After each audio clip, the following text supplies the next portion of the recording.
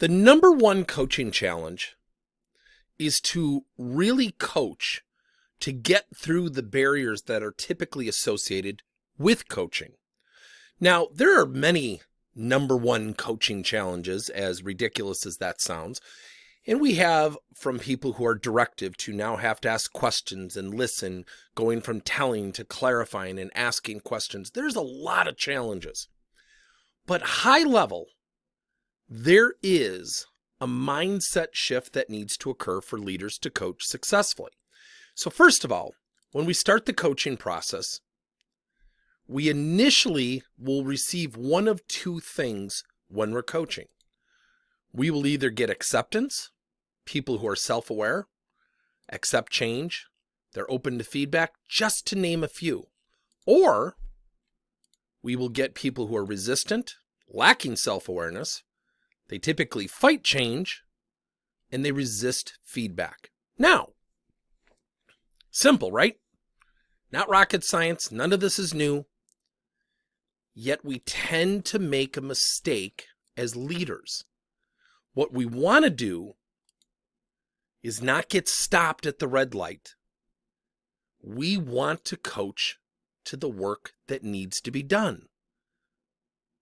So often you'll hear sales leaders, it's all about the numbers. No, it's not.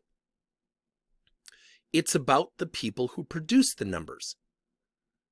Every year it's estimated 48 to 52% of all salespeople never hit their quota, meaning the industry has not progressed much. When I look at things like self-awareness, Tasha Eurich in her book Insight says that people in her survey stated they were 95% of the time highly self-aware. Yet when she tested them, only 10% of people are somewhat aware. Now let's look at this thing called change. Let's add a little humor to it.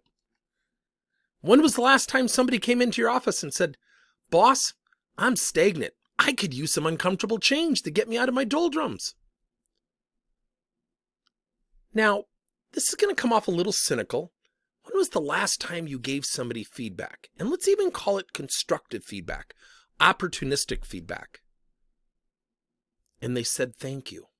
See, more times than not, people who get feedback do what? They go to this mode of, do I agree with it or disagree with it? The goal of feedback is not to gain agreement. It's to give people perspective so they have an opportunity to learn and perform better. These barriers, this resistance,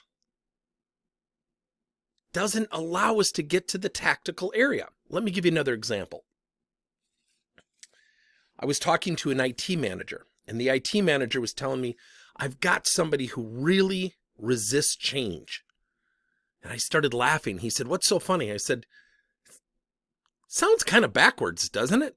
He said, "Yeah, now that you say it, it does." Somebody in IT resisting change? Technology changes every day. I was talking to someone who was in a finance department who had a master's of tax, was a CPA, and he said, "I have to coach my people." And I said, "What do you need to coach them to?" "Well, greater accuracy in some of the work they're doing in terms of accuracy of tax returns and formulas and spreadsheets and all the financial stuff that he was working on." I said, "So what's preventing them?"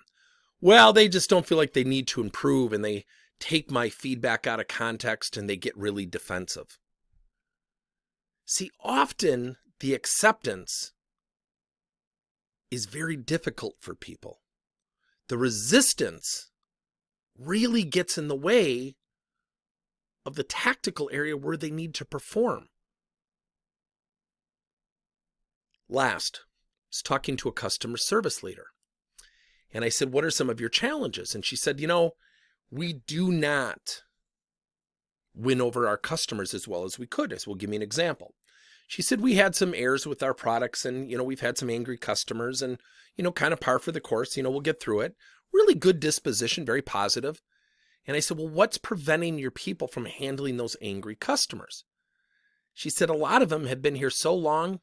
One person literally said to me, 'Honestly, we're just going to get through this. Do we have to go through this?'" And what she was saying was subsistently, let's just get through it. Negative customers will go away. So she didn't want to change. She was totally lacking awareness of how bad that came off, and more importantly, how bad it probably comes off to their customers. And when the manager went back in and tried to provide some feedback and perspective, she said, honestly, I'm within 2 years of retirement. Do we really have to do this? So look at this very simple diagram. When we coach asking questions, when we have awareness conversations, when we get people thinking about their strengths and certainly their areas of opportunity to improve, you're going to typically hit one of 3 lights. Green, go; yellow, they're a little bit cautious; and then certainly red, high resistance. These lights, typically 2 of the 3, will get in the way of you going after the area that you want to, the tactical stuff, the work that needs to be done. So that you know that this challenge exists. We're going to come out with a series. We're going to talk more about how to get through resistance, how to leverage acceptance. Yet, we want to coach to the work that needs to be done. Isn't it funny, of the examples I gave you, that the IT person didn't say, sure, I just don't know what to change? Or the financial staff who said, yeah, I'm totally open. I don't want to make errors. I want to be highly accurate. We're dealing with data.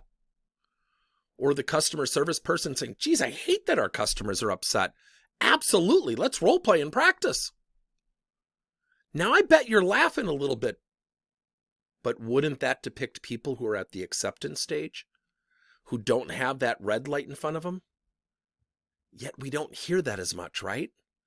That's the number one coaching challenge. At the far end, when you look at the tactical area, it's also done in reverse. How often do we hear people say, I just want to do my job and be done. I just want to do my job and go home.